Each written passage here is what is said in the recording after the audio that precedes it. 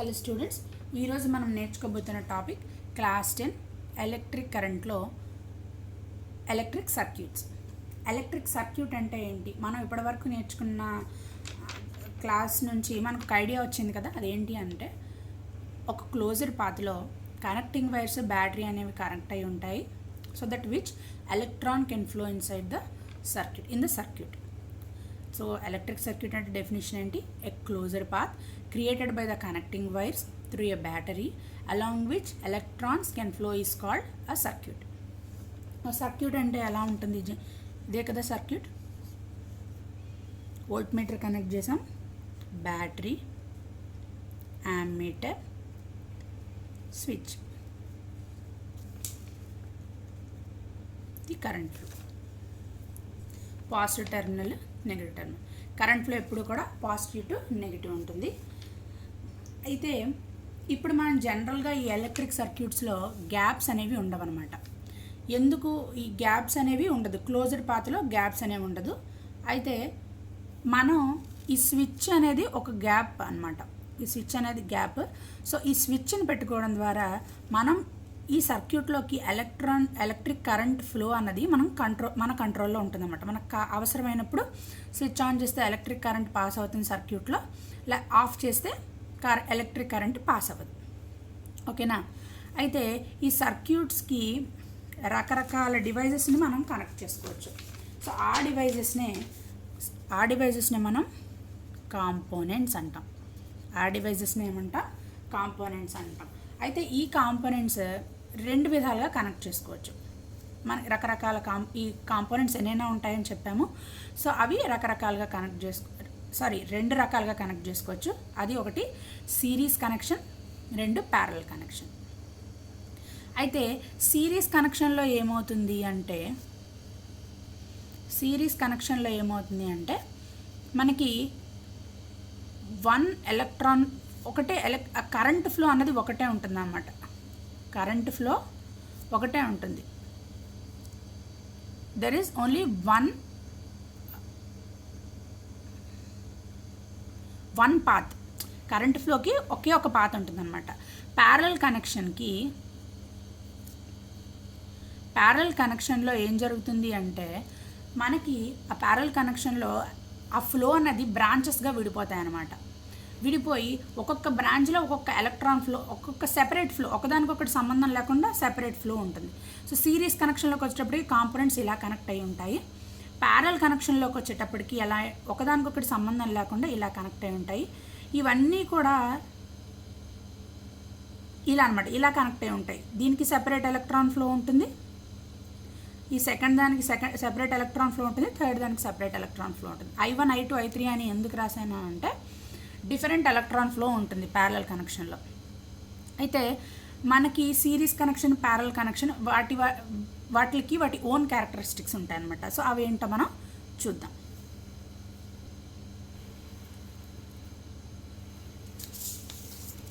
So next series connection of resistors. ఇక్కడ మనం ఒక సర్క్యూట్ తీసుకున్నాం, 3 బల్బులు పక్కన కనెక్ట్ చేసాం. ఈ పక్కన కనెక్ట్ చేస్తే ఏమంటాం? సిరీస్లో కనెక్ట్ చేసాం. సిరీస్లో కనెక్ట్ చేసి మనం పొటెన్షియల్ డిఫరెన్స్ మెజర్ చేసాం. ఈ బల్బుల దగ్గర పొటెన్షియల్ డిఫరెన్స్ మెజర్ చేస్తే ఏమొచ్చాయి? ఈ V1, V2, V3 అన్న వాల్యూస్ నోట్ చేసుకున్న తర్వాత ఏం అబ్జర్వ్ చేసామంటే ఈ టోటల్ పొటెన్షియల్ డిఫరెన్స్ కనుక మనం V అనుకుంటే ఈ టోటల్ పొటెన్షియల్ డిఫరెన్స్ అన్నది ఎలా ఉందట?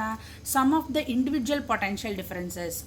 ఆ టోటల్ పొటెన్షియల్ డిఫరెన్స్ V అనుకుంటే this is equal to the sum of individual potential differences. అయితే ఎలాగైతే పొటెన్షియల్ డిఫరెన్స్ వాల్యూస్ మనం నోట్ చేసామో కరెంట్ వాల్యూస్ కూడా రీడింగ్ తీసుకున్నాం అనమాట. తీసుకుంటే మనకి ఏమర్థమైంది? ఈ మూడిటి దగ్గర కరెంట్ వాల్యూ అనేది ఒకటే వచ్చింది. అయితే ఎందుకు ఇలా జరిగింది అంటే ఇక్కడ చూడండి, కరెంట్ ఫ్లో ఇలా ఉంటే ఈ కరెంట్ ఫ్లో ఒకటే సింగిల్ పాత్ అనమాట. కరెంట్ ఫ్లో ఇక్కడ ఏంది? ఒకటే పాత్. ఇప్పుడు ఇక్కడికి వెళ్ళాలంటే ఇలాగే వెళ్ళాలి, అలాగే థర్డ్ బల్బ్ దగ్గరికి వెళ్ళాలంటే ఇలాగే వెళ్ళాలి. వెళ్ళడం దారేది ఒకటే. అందుకనే ఇక్కడ మనం ఏమని చెప్తున్నాము? సిరీస్ కనెక్షన్లో కరెంట్ అనేది కాన్స్టెంట్, I ఈజ్ కాన్స్టెంట్. ఓకేనా?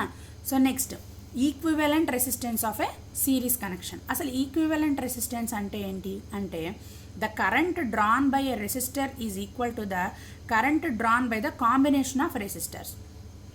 సో అది ఎలాగో చూద్దాం. ఇదే మనం సిరీస్ కనెక్షన్లోనే ఈ ఫిగర్ని మనం గీసాం, దీన్నే ఇలా గీసాం. అయితే మనకి పొటెన్షియల్ డిఫరెన్స్ మెజర్ చేస్తే ఏమైంది, potential difference across resistor R1 దగ్గర పొటెన్షియల్ డిఫరెన్స్ ఏంటి అంటే మనకు ఓమ్స్ లా ప్రకారం ఫార్ములా తెలుసు,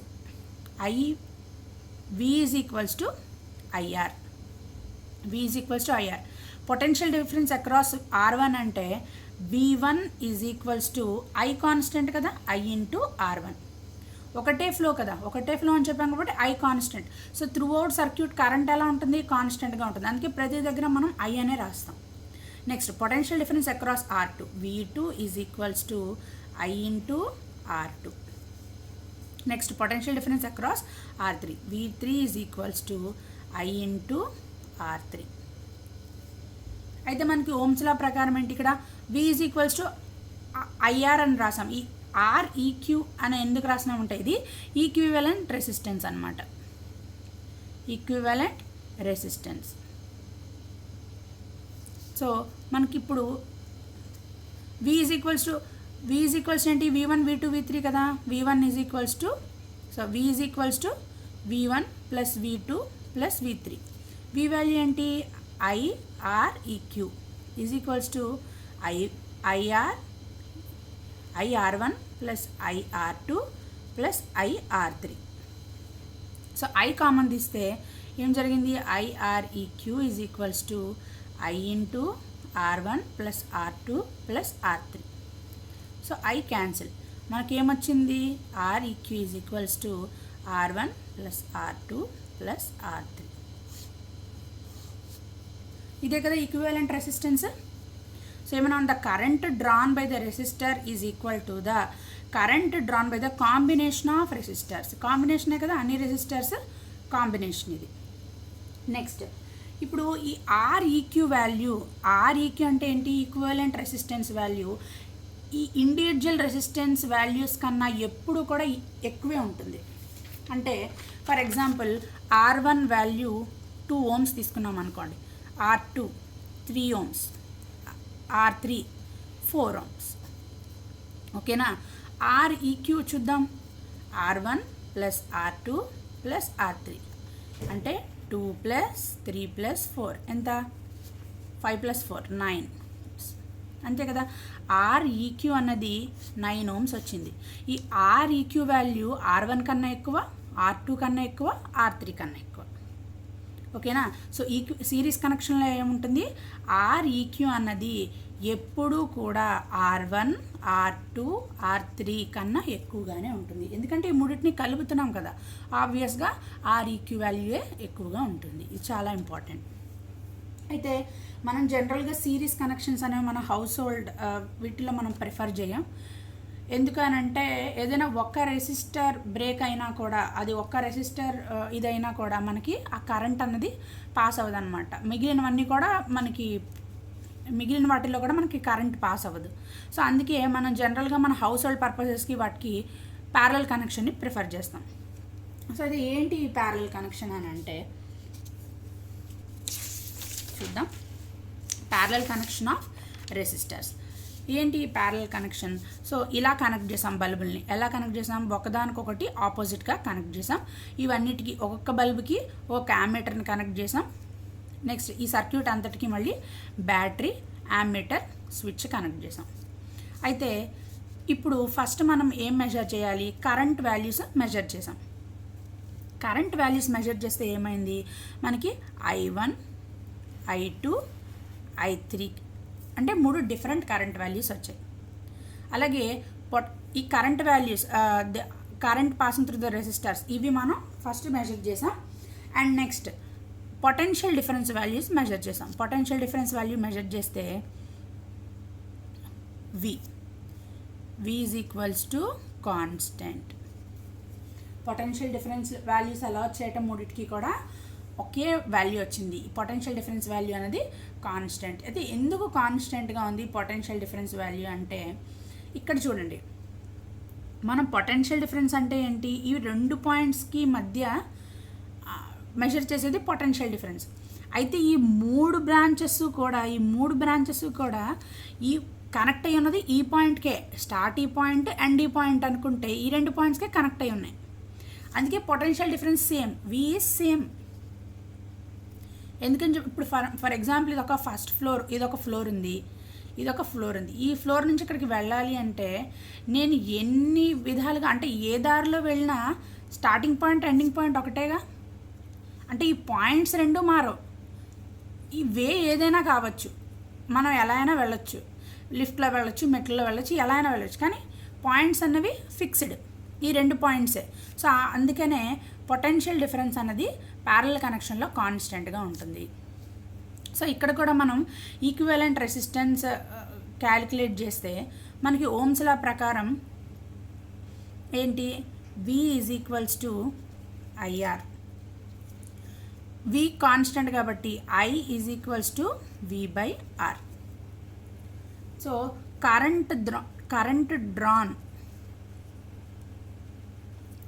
through R1 is I is equals to V/R1. అంతే కదా, కరెంట్ వాల్యూస్ డిఫరెంట్గా ఉన్నాయి, సో రెసిస్టెన్స్ వాల్యూస్ కూడా డిఫరెంట్గా ఉన్నాయి. So next current drawn through R2, current through అన్నాం, current through R1 resistor, current passing through R1, R2, I is equals to V/R2. Current through R3 is I is equals I3 is equals to I1, I2, I3 V/R3.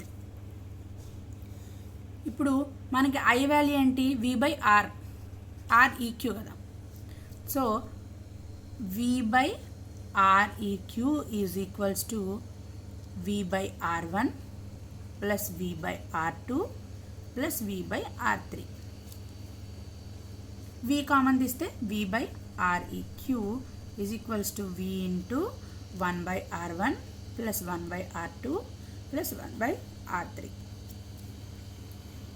ఇప్పుడు V cancel చేసామనుకోండి, మనం ఏవో 2 రెసిస్టర్స్కే తీసుకుందాం. అంటే 1/REQ is equals to, మన calculation easy అవ్వడానికి 1/R1 plus 1/R2 తీసుకున్నాం అనుకోండి. ఓన్లీ 2 రెసిస్టర్సే ఉన్నాయి అనుకుంటే implies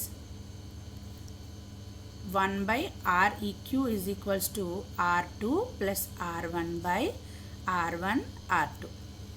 రెసిప్రోకల్ చేస్తే REQ వాల్యూ ఏమవుతుంది, R1 R2/R1 ప్లస్ R2.